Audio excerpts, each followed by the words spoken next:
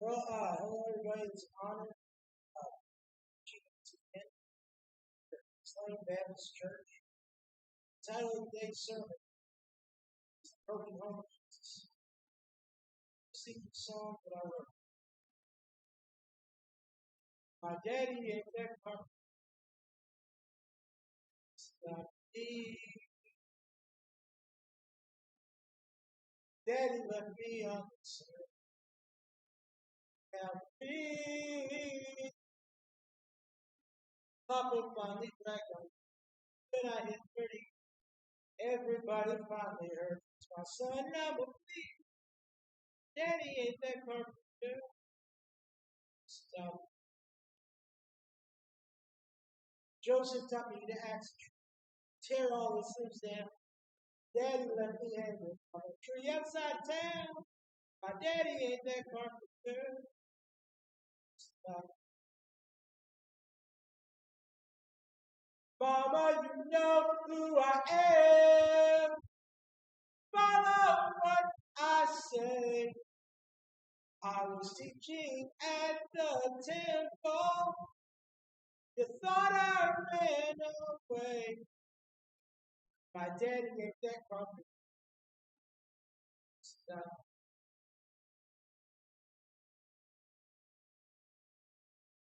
Tried to dump a spear against my spine. Jokers on those because I would walk right out there fine. My daddy ain't that carpenter. Just stop. Daddy left me on the street.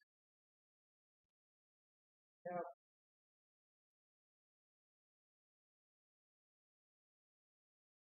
all right.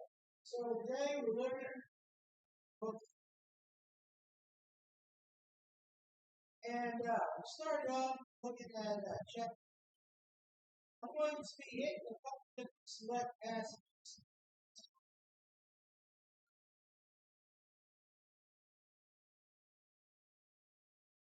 First thing we noticed was the desperation. See, Naomi had a family, and her husband ended up getting killed.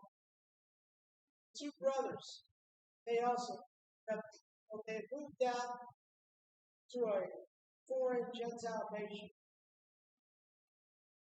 Moabites. And these people were the people that we today would call the people on the other side of the tracks. They were the people who didn't practice our ways quite very. They didn't practice the law of God. In fact, the Bible says they were products of incest.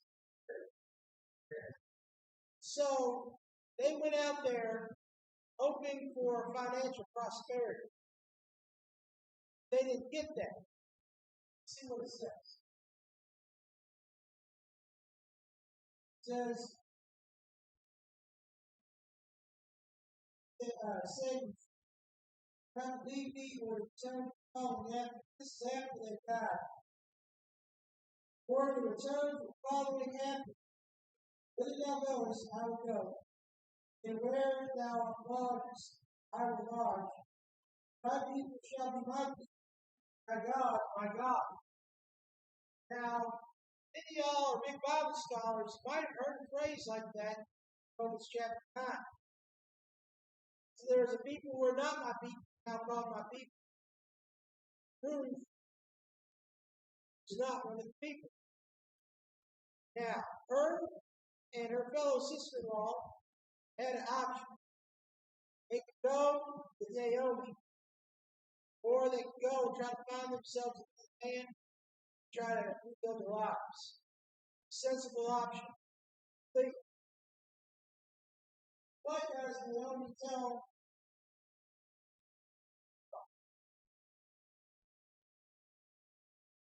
Says,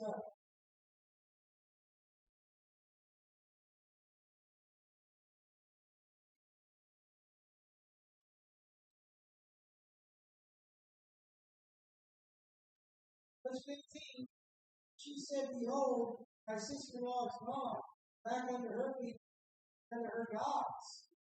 Turn thou after thy sister-in-law." Go away. Get out of here.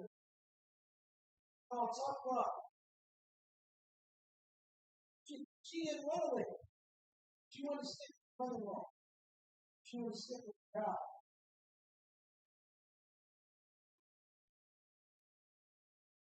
And there's a funny phrase. It says, call me here.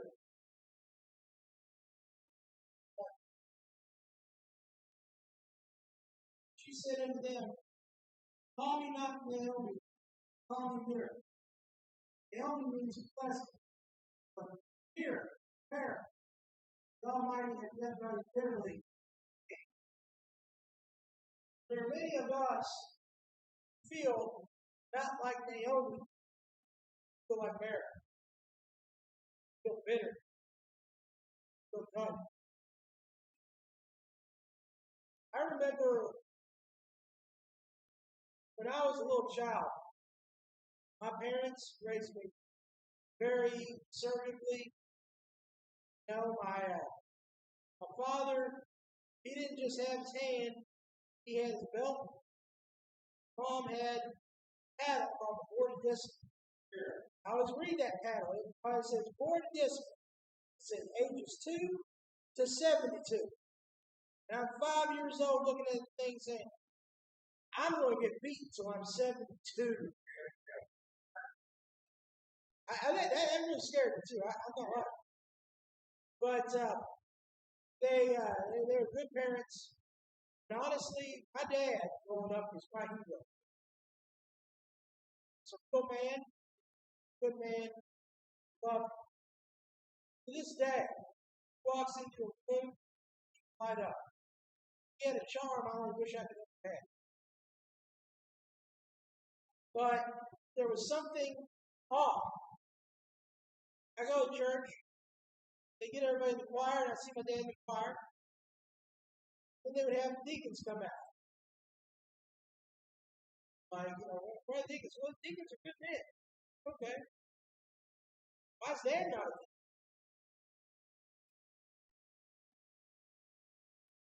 Why is my dad not a deacon? 2 or 3 years later, my parents just sit me down. Very odd, just out of nowhere. It'd be interesting to know what kind of led up to this day. They would set me down and said, we want you to know that before you were born, father was married to another. And they had gotten a divorce. And really, there wasn't a whole lot to say about that. But I remember as I grew up, I was like, I'm not going to make that life decision. I'm not going to go there. I'm going to have like a real marriage when I grow up. And, we're going to do it right. And that's it. Because I could feel that pain for many years. And my dad, he actually does the things he does. He visits a lot of people as minister to older people, minister to children, anytime he could. And it just really struck me wrong. Why he can't get recognized in the ministry. So I decided that, that's one thing I'm not, there may be a funeral to pray for. Now, I went to Bible college and I thought about this. I really struggled with it, but I had one of those little papers. So I wrote the paper on it. I was like, well, really, if you look at the grace of God, things. So I said, well, I guess it is. But I did. But a few years later, I would get married. And I was in love. And everything was supposed to be happily ever after. I had obeyed the rules. I waited marriage. I had to wait a little longer than my generation. I had to wait till I was 6. So, I thought, okay, I've done by the rules. And, all these people You say, hey, everything's going to be better. Everything's going to be great. But unfortunately, my ex-wife didn't agree. And so that happened. And she left. And I know, on one hand, I was, in my heart, I was faithful. On the other hand, I wasn't perfect. I understand there are things that I could be faulted on. And I'm sure that you probably heard there's plenty of people that can fault. But this struck so hard. Very, very hard. And one day God brought somebody into my life again. Gave me the chance to love again. And God did bring back all those things that I had lost. But there was one little reminder. Let me tell you something. I love my family dearly. But that side of the family could not be seen with this guy's magic art. Now, I'm not saying that to rebel, angry, but there was something there. And it's a cold, hard, and dark truth. For me, I had realized in the real world that I couldn't make it, that I couldn't cut it, that I was not good enough, that I was on the outside looking in. And as I think about that day and all the harsh pain that brings with it, there is a valuable, godly truth that we must establish with that fact. That we're not the perfect, that we're not the good people, we're not acceptable. However, Ruth is going to discover something.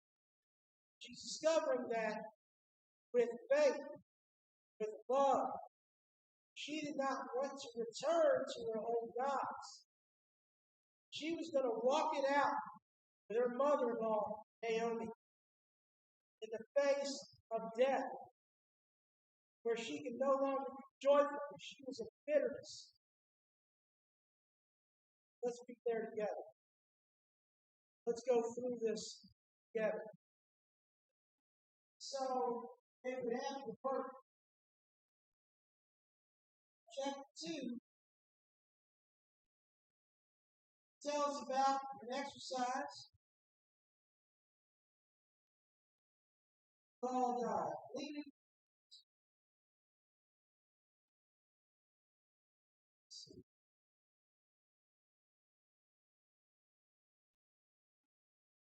It says, the servant that was set over the people answered and said, it's the Moabitish Ramsey that's talking about. It came back out of the country of Moab. She said, I pray you, let me glean and rather have from the sheaves.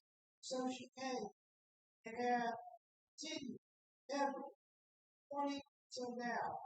She tarried a little in the house. Now, gleaning the field, what would happen is that a farmer would have a certain amount of corn. Now, when they say corn, they really mean corn used to be, in England it still does, corn. But they would go and get their produce, and whatever's left over, pick up. I had my experience cleaning the field with a woman you all know very well and love, Miss Janelle. We used to work at the Louisville Bat Stadium. When you worked at the Louisville Bat Stadium, you would have to get in between these seats.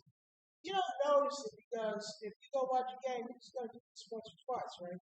But you get in there and you lock your legs, trying to get around those seats. But when it's time to clean up, you have to go all the way down. And this, all the way down. I have to go for about 5 hours going all the way around the stadium and everything. Now, it's actually, you can glean from there because they have a lot of stuff people leave there. Sometimes they leave change, sometimes they leave food, but don't do that. But the cool thing was they would have these, what do they call it, promotions or whatever? I don't remember that. Bulletin or what do they call those? Okay. Well, bulletin promo. And they had all these coupons in it. And one of them especially was a coupon, Papa John's, for a free cheese bread pizza. So it was really, like it says, cheese bread, but you can tell it was a medium pizza. And so when they got that thing out there,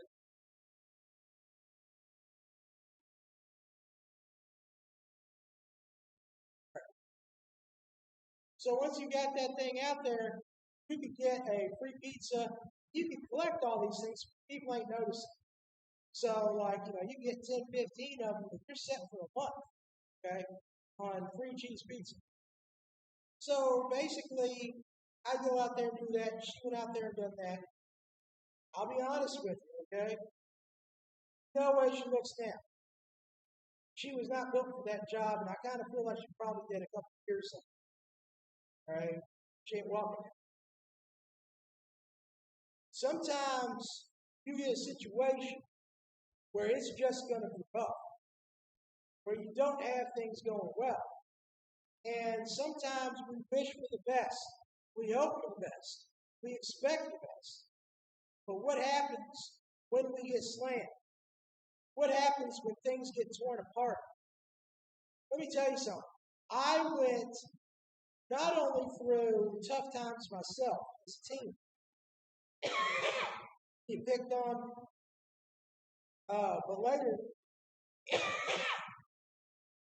later as a youth minister, I try to help youth with these instances. And I'd see families getting torn apart. And it was like a seed of infidelity and illegitimacy.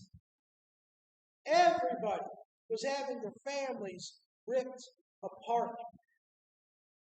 And I would go to this little church out in the country that I was youth ministering at. And during the Sunday afternoon, I didn't want to waste my gas going home and back. Sunday afternoon, I'd be out there and I'd see these cars all of a sudden run out alone in the parking lot. They would switch the kid because they designed that as a safe place. Therefore, divorced parent A, divorced parent B, swap the kids there.